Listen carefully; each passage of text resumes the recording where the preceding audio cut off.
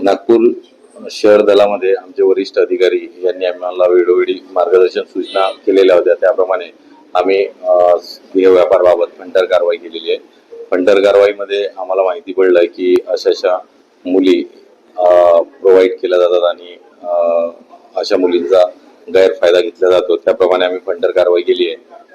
तर या फंटर कारवाईमध्ये आरोपी यामध्ये आहे बंटी बिलाल उर्फ अहमद अली आणि एक विशाल नावाचा त्याचा सहकारी। अशा दोघांनी आमच्या फंटर कारवाईमध्ये ज्या केलेल्या केसेसमध्ये मुलगी मिळून आली। पीडित मुलगी जी आहे ती दिल्ली येथील आहे आणि ग्रॅज्युएट झालेली मुलगी आहे आणि त्या मुलीला आम्ही त्यामधून सुटका केली मुलीची आहे। कुठेतरी ती मॉडेलिंग क्षेत्रात काम करते आणि तिचे फोटो दाखवून सुद्धा हा देह व्यापार व्हॉट्सअपवर सोशल मीडियाच्या माध्यमातून चालवला जात होता। नेमकं काय होतं? हा जो देह व्यापार होता यामध्ये जे कस्टमरच्या मोबाईलवर फोटोग्राफ टाकल्या जात होते आणि त्यातून त्याला निवळची सुविधा होती। तो निवळ करून मग त्या पद्धतीनं हा कारभार चालवत होता। यामध्ये असे 2 आरोपी आहेत। 2 आरोपीच्या ठिकाणी आम्ही टीम रवाना केलेली आहे।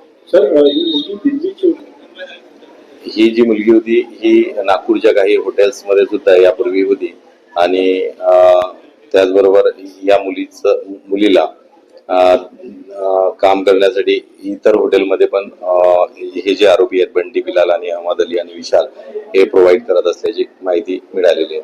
किती दिवसांसाठी या मुलीला दिल्लीवरून 7 दिवसासाठी नागपूरला आणल्याची माहिती होती। यामधला जो आरोपी आहे बंटी विशाल हा जो आहे या बंटीच्या नावाने पोलीस स्टेशन सोनेगाव या ठिकाणी गुन्हा दाखल आहे 128/23। तर त्याचा रिकॉर्ड सुद्धा या आम्हाला प्राप्त झालेला आहे। याबाबत आता सध्या तपास सुरू आहे। आरोपींना अटक झालेली आहे का आणि यापूर्वीचा ट्रॅक रेकॉर्ड पाहता त्यांनी आणखी काही तरुणींना आणलं असावं असं काही शंका आहे? यामधला जो आरोपी आहे त्याचा आम्हाला ट्रॅक रेकॉर्ड मिळालेला आहे आणि त्याला आम्ही शोध प्रक्रिया सुरू आहे।